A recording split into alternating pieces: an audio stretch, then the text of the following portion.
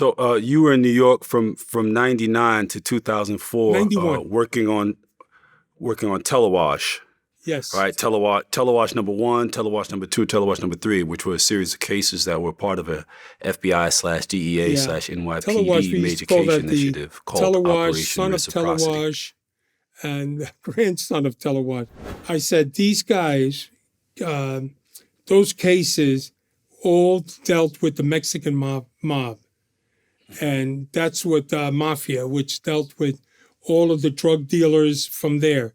So what happened was it dealt with the Mexican dope dealers, and they were just bringing in dope. And a quick info on that is that how they did it was that if you look, the cocaine is made in Colombia, correct? Now, the most expensive add-on to the price of cocaine is transportation, is bringing it into America.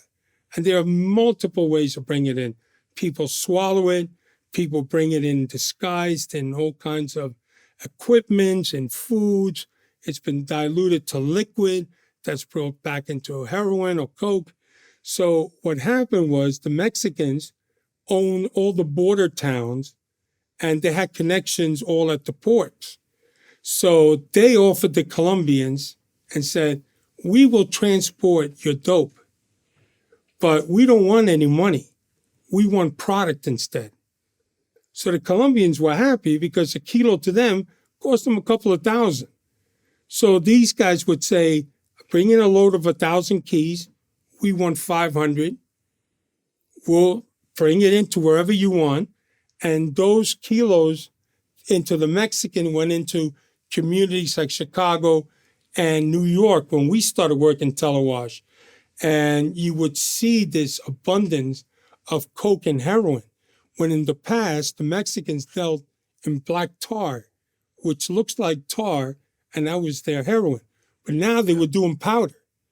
And that's how the Mexicans became so big, is they were transporting all this dope for the Colombians.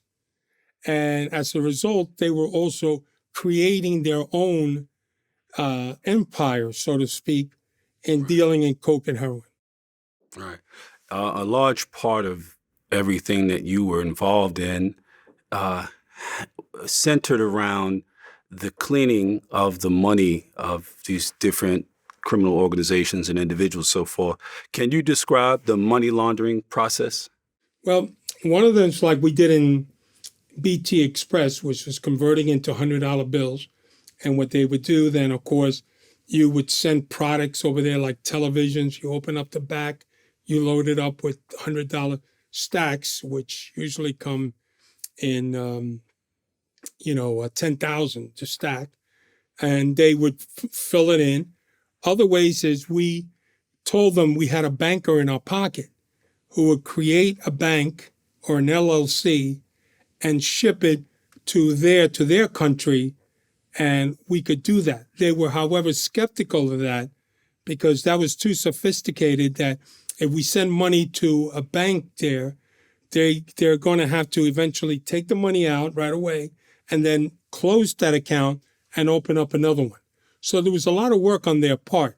So our money laundry really consisted of, we'd take their money, especially with the Mexicans. One time we were supposed to do $1 million and we went for the pickup and there was so many duffel bags. And I go, man, this is more than $1 million. Went back to the office, it was $3 million. So we called the guy up and said, hey, listen, dude, you gave us more than you told us you were going to do. So he said, don't worry about it, send it. So I said, well, it's going to cost you a little bit more because now we got much more. I don't care, don't worry about it. So, of course, we don't want to facilitate the bad guys. So we arranged that we seized some of that money without them and told them that it was on their end. Because once you start shipping from a bank to bank, there's also that exposure that you have to file that $10,000 notification. And I told them, I said, it'd be a little too hard to mask it. So we work solely on, we prefer converting the money, but we also did the bank-to-bank transfer.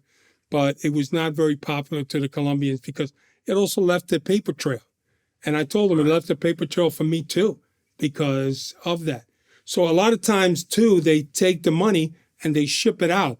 They have sailboats and they have, their own ships that they load up in containers and ship it to Colombia or wherever it would have to. Or they would take a go-fast boat and try and meet somewhere at sea, and there they would have a sailboat of a husband and a wife who were just sailing along, and there were all secret compartments on the sailboat, and they were bringing the dope and stopping all the islands to just make sure it didn't look out of place.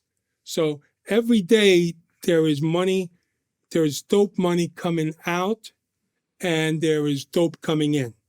Every day. As we speak, it's happening today. Right. In your book, Making Jack Falcone, you wrote, "We, meaning the FBI, have to perform a certain amount of facilitation of crime in order to put the bad guys away," end quote. During the time that you were an active FBI agent, what were your thoughts about your organization facilitating crime in order to catch criminals? We never, at least let me talk from my perspective and others. The only crimes we committed were we were money laundering or we were buying dope, which of course we were allowed because we were working this investigation. But facilitating was always bad to me. Like sometimes like an agent would say, got this money laundering guys are shipping a couple of millions and you're letting that money go. And that's facilitation, or you letting dope walk. I mean, I never believe in letting dope walk because, well, the guy's only got 50 keys. We can catch him next week for 300 keys. Well, the hell with it. Take him down for 50 keys. That's 50 keys that are going to hit the streets. And a lot of guys, pretty much all the guys that I worked at least, we all had the same mindset. But facilitation does go on a lot in other agencies, and because they're trying to make the case better, or maybe they're trying to expand it or give credibility to an undercover. But it'd be like guns. Why would I want to give guns to a bad guy so they could use it?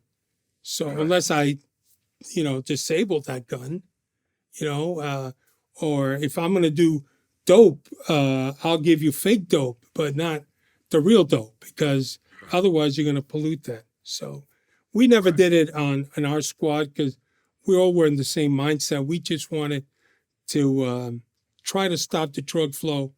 Did we do it? No. I mean, we would take seizures of 1,000 keys and we'd go celebrate afterwards, have a beer. And the next day, informants are saying, yeah, we just got more dope. These guys got more dope. It's never ending. And they're so sophisticated because we had an informant who was responsible to be contacted to get phones, to get apartments, to get cars, to get accounts. So when that person came in, that cell leader would come in, he's ready to work in this whole place and all that. So for us, when we had that source, it really helped because we were able to identify where this guy was going to be, and we would sit on him for hours, at least the detectives and agents, and days. And then finally, the obvious happens. The guy walks out with duffel bags. I mean, what is he carrying? His laundry? I don't think so. So we were very successful at that. Aside from money laundering, what other crimes did you learn the FBI was willing to facilitate in order to put the bad guys away? Let me think about that. We didn't let dope walk. We certainly didn't let guns walk. We would never, like a homicide, if a bad guy, we know there's a threat, we warn that, even with the mob. We'll warn you, like, hey, we have information that your life's in danger. It's not safe for you to be here.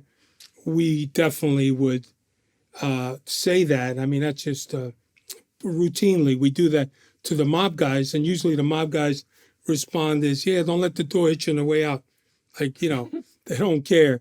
But they worry about it on their own because, but that is something we do. So, and the money laundering, again, is not too extreme. It's just at the beginning so we can get our foot in the door and stop that enterprise.